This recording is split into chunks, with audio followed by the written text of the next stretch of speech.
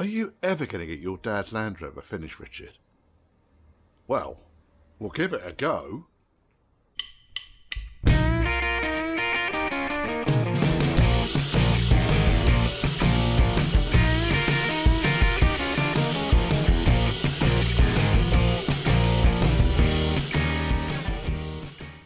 Before we get into the video, can you check you subscribe, please? You may think you are. YouTube is unsubscribing people left, right and blimmin' centre.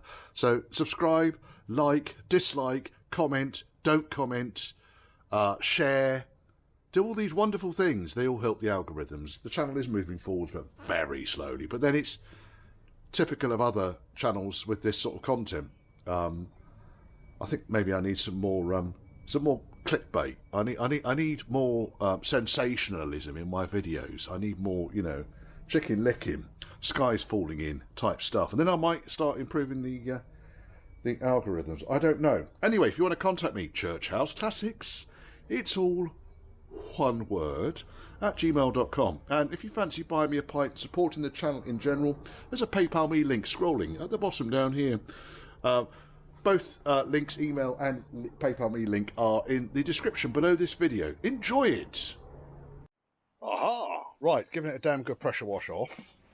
Lots of nice original paint on there, lots of original stampings, part numbers. Oh, it's E72 around the edge of the diff. I'm going to take the two hubs drums back plates off. I'll probably lift the diff out as well, replace the gasket on that and reseat it while it's off, and then I shall position it on the springs, I think. Once it's all together and on the car, then I'm going to paint it, because otherwise it's just going to be horrible. I'm quite pleased with that so far. A messy, wetty job, but we're getting there with it. Oh yes. So the drums I'm going to use on this is a Series 2 A axle. I'm going to use the front drums which came off the Series 2A front axle before I put the twin leading shoes on, and the only thing I've done is swapped the slave cylinders from one back plate to the other so that the orientation is correct, which I think I've demonstrated or shown already in the video.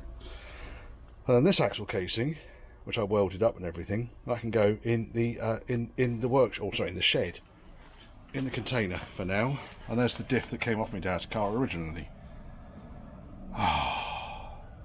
which I might have a look at and see what I can do with, but not today because I've just had enough of working on axles. So yeah, getting this thing apart should be fairly straightforward. Doesn't look to be in too bad a condition, does it?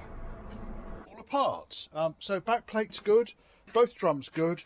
I got the tennis rackets off, I got all of the bolts off. I'm happy enough with that lot. Other than that, the scrap bin has been growing. It looks like one side had already been refurbished, but I don't trust the slave cylinders that are in there. The shoes on one side were badly contaminated with an oil leak from a hub seal. Oh, the hub bearings are all good as well. So having dismantled everything, I popped it all. There's the drums. Woohoo! And come through my incredibly tidy workshop. Arrgh. There's the back plates. They'll go on the shelf in a minute. There's the hubs. Clean those up. They go on the shelf too. A box of bolts. Yes, right, having coffee, going home. Rear axle is back on new springs. U-bolts loosely attached at the moment, along with spring plates underneath.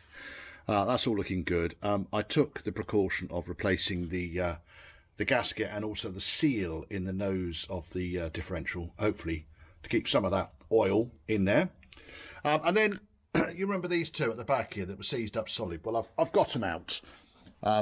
They take about 10 or 15 minutes each to get out. Now, bear in mind that the bolt was seized inside the bush, and it ain't going to come out of there. So, how do I get them out? It's a 3 or 4 step process. First and foremost, cut off the threaded end. Just cut it off. Don't need it. Out of the way. Then go between the outer part of the bush and the inner part of the bush with a drill. Go through 3 or 4 times. Then get your dugger gun on the nut and it will just twist the inner part of the bush straight out. You can see here where the drill bit has gone through the rubber. Okay, that then comes out and you're left with the outer part of the bush remaining. Now these bushes actually weren't that old. When I say not that old, they've been in there about 14, maybe 15 years. So yeah, I'm going to change them anyway. Well, I've got little choice in that. So then what I do is the standard way of getting these out, hacksaw or a reciprocating saw to go through in two places, knock that single chunk out and then bash the rest of it out. Piece of cake, eh? Now, I need to get new bushes. I've got all the shackles, the bolts and bits and bobs, and this can go back up into position then. While it's on the floor, though, I might as well put the hubs back on the ends. And this lot can go in the scrap bin. But that's, I thought I would show you that because I've done these bushes a few times. Sometimes they come out. I mean, if the bolt comes out, you use the standard threaded kind of bar and big washer and socket to pull the bush out of the chassis. But when the bolt is seized into the bush, it becomes a different kettle of fish. So the trick is there really just to separate the inner and the outer part of the bush from each other. And then bang it all out. And then this lot... Oh, well, the reason I took this all apart, by the way... Put it on a tripod.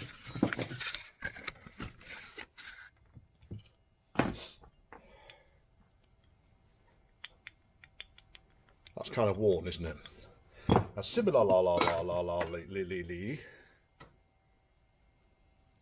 So there was a lot of kind of jiggling and moving around on the shackles. Now it's possible that when we did the re-chassis, we reused shackles, but I don't think we did. I just think we put new shackles on.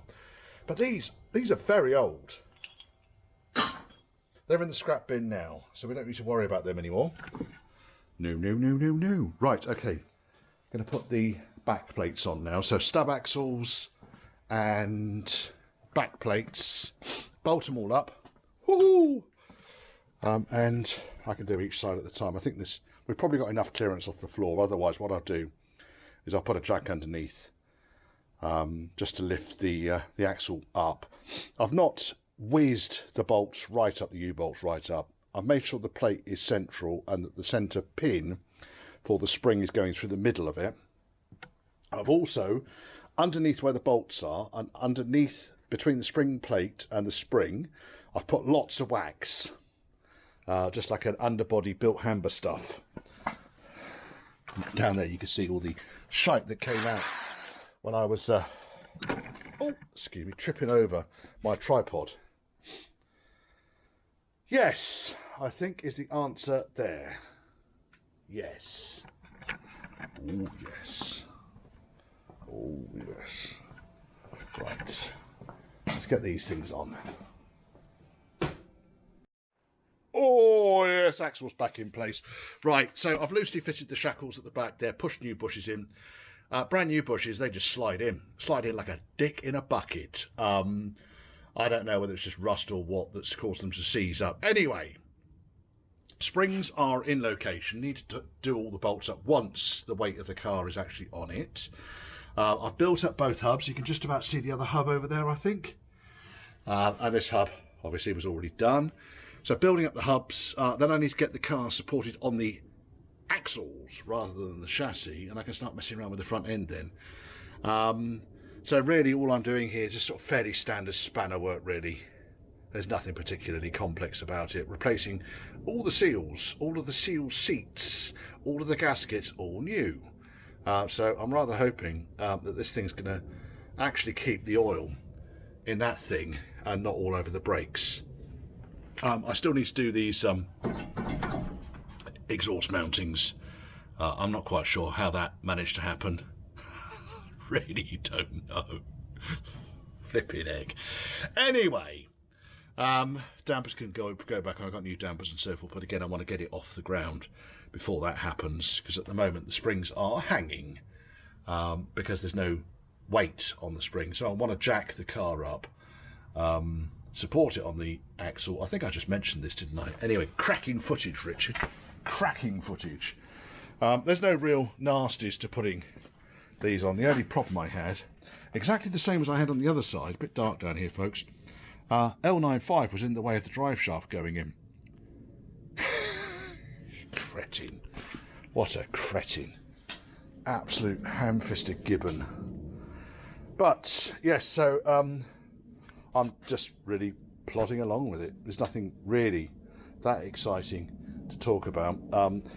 What I am going to do in a second, once I've got the back end on its stands, I want to work out what on earth is going wrong with the damper setup on this.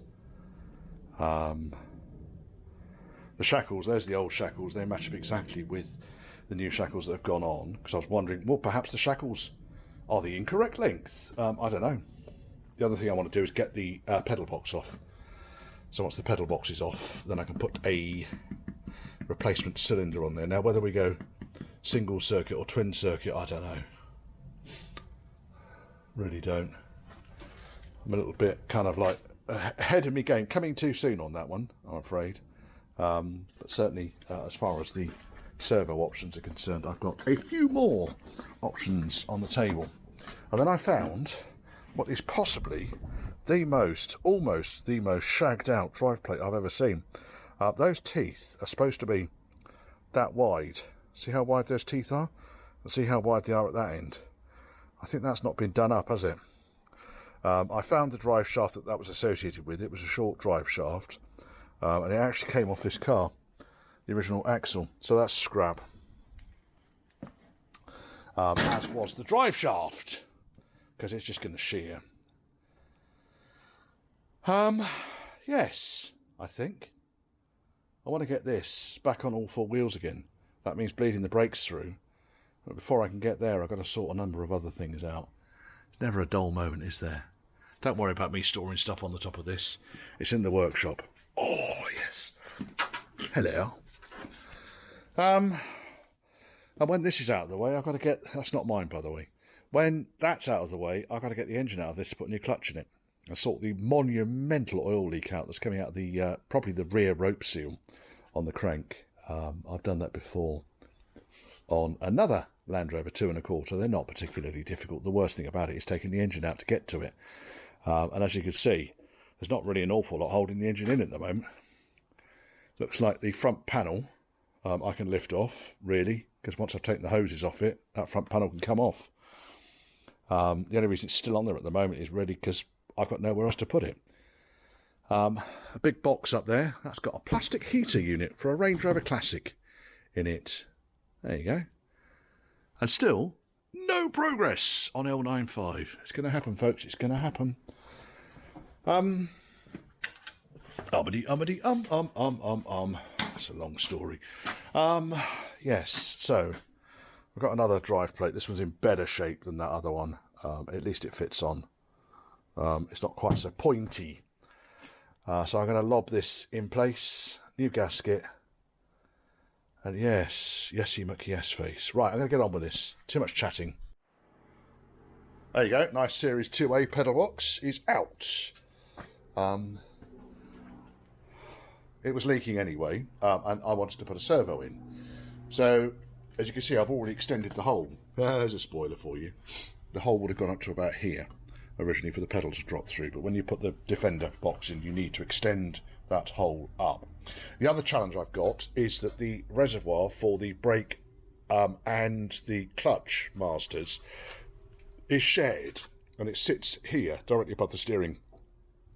The problem I've got is that when I put the Defender pedal box in place, the master reservoir is in the way. So I'm going to order myself up a Defender, early Defender clutch master as well. And this master's looking a bit on the rogue side anyway. We'll see. Damper's sorted out, so we're actually located now on the bushes. We're no longer at the absolute extreme of the damper. It's compressed by about an inch at the moment already while we're just sitting here in unladen kind of capacity. Moving the spring plate helped that. just loosening the bolts off, shifting the plate a millimetre or two, has altered the geometry and allowed it to fit by a mile. Done both sides. As you can see, we're up in the air. Done the brake lines to the hub on the passenger side, on the left-hand side. Now, one word of warning about the U-bolts. They're made out of cheese, so don't go berserk with the torque wrench. It said 75 foot-pounds. I've got to about 50 and it just sheared. The nut sheared. So I've done them up tight. Land Rover tight 2. Not going utterly berserk on that. So that was that. Then pedal boxes. I bought 2 pedal boxes. I bought one pre-1990 or pre-mid-1990. I bought one post-mid-1990. The post comes with a large servo, Defender, probably Defender 110.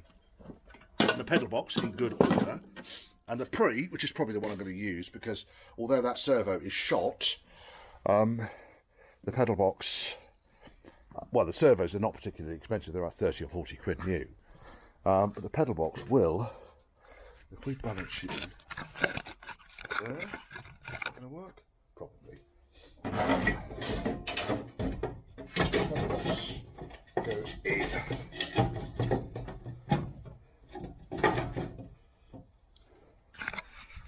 So the pedal box is in and lines up.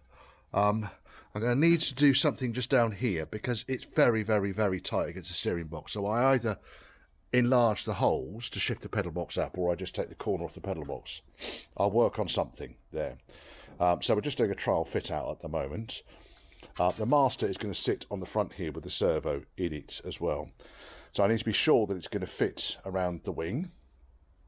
I've ordered up a new master, new servo.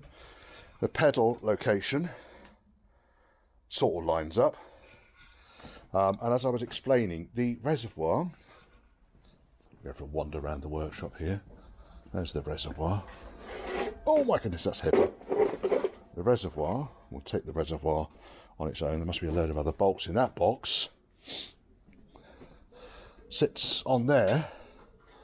As you can see, when it's all attached, it kind of gets in the way, but also it's got 2 outlets, one for brake, one for clutch. I don't need that.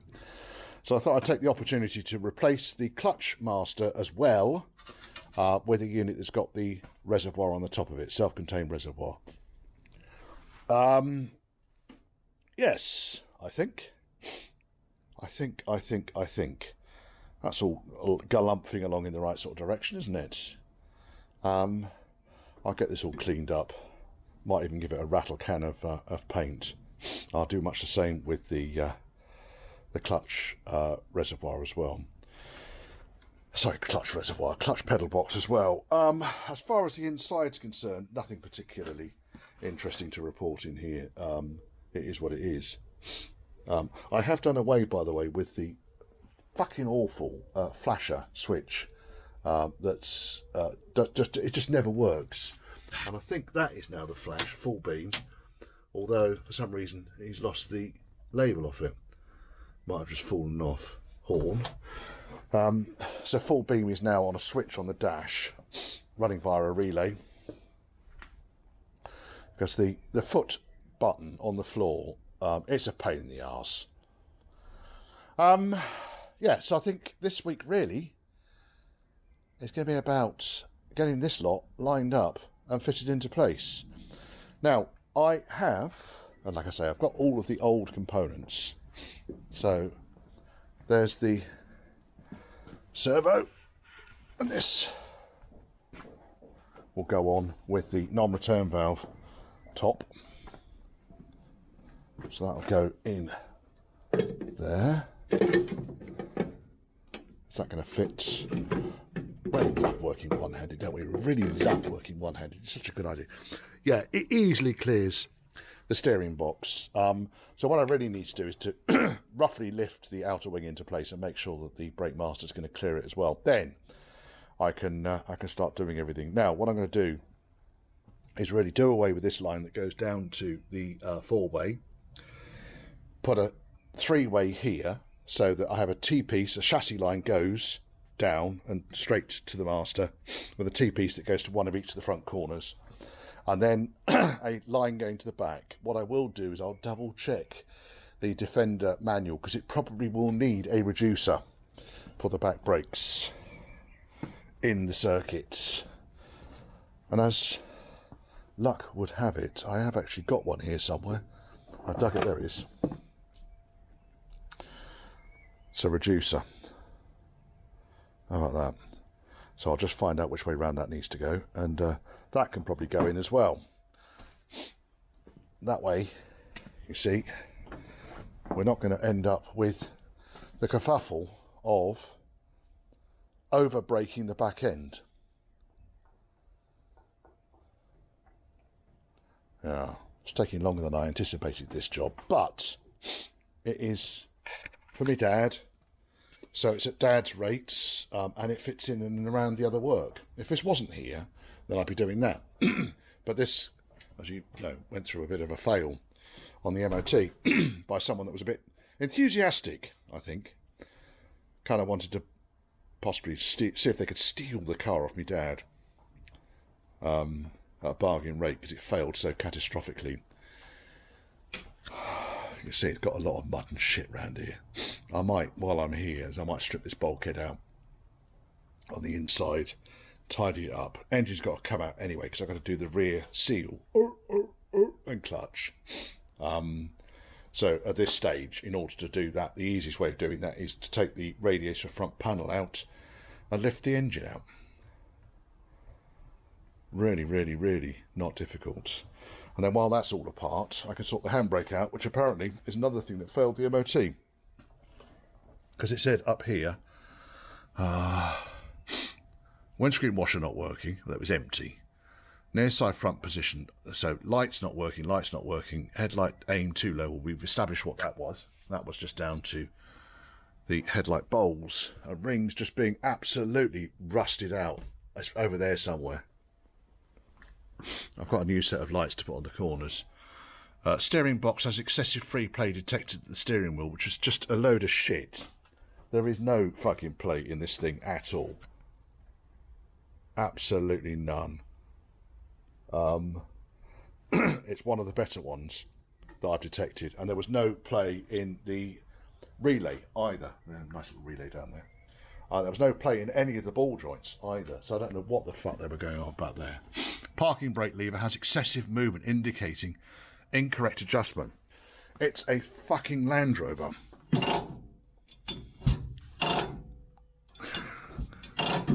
It's what they do. I don't know what they're looking for.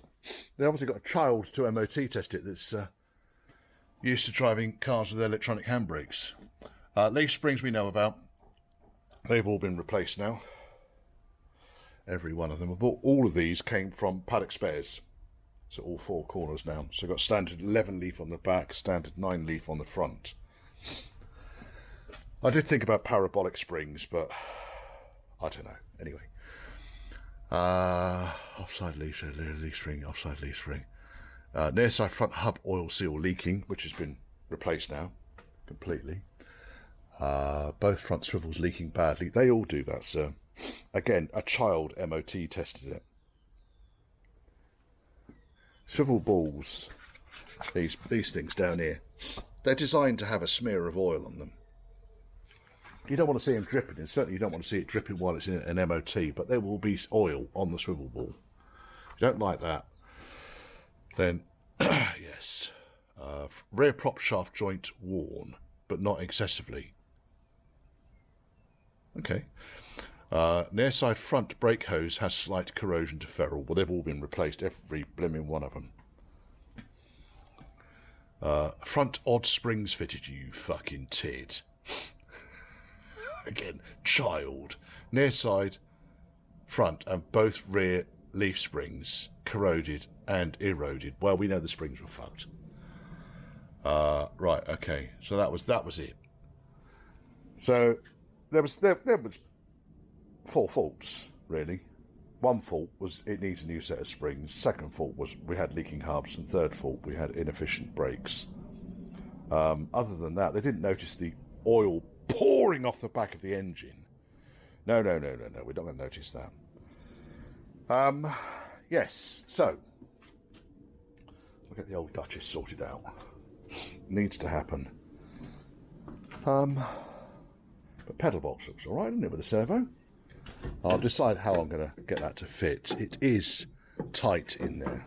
Let's take the servo off again. Probably could come over here with the tripod, couldn't I? It's just tight there. So I almost need to nip that edge off. Get that corner off, because it's just tight against the top of the steering box. That should be fairly straightforward. It's not structural.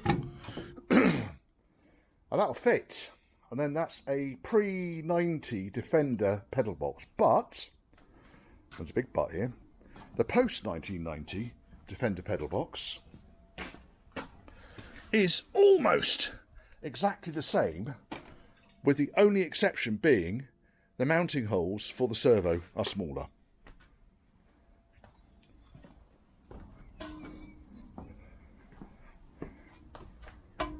So you can see here, look at the mounting holes for where the servo goes on. I'm using the outer for most holes here, and even the innermost 4 holes are different to the post. So when you get one of the pedal boxes, doesn't matter what you get, as long as you know whether it's post 90 or pre 90.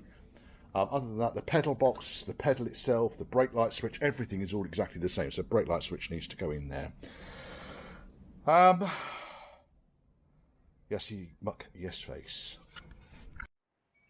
Got the pedal box from the Defender 90 fitted with the Defender 90 servo and brake master. It's a twin circuit system, so I'll run a dedicated line to the rear, a dedicated line to the front, rather than the single circuit system that the car had before. Clutch master has gone into the original Series 2A pedal box. However, that bracket on this side was in the way of the reservoir. You don't need the stabiliser bracket on that side because it's all coped with stuff down here. So I chopped it off. Probably being shouted at as being a heretic here.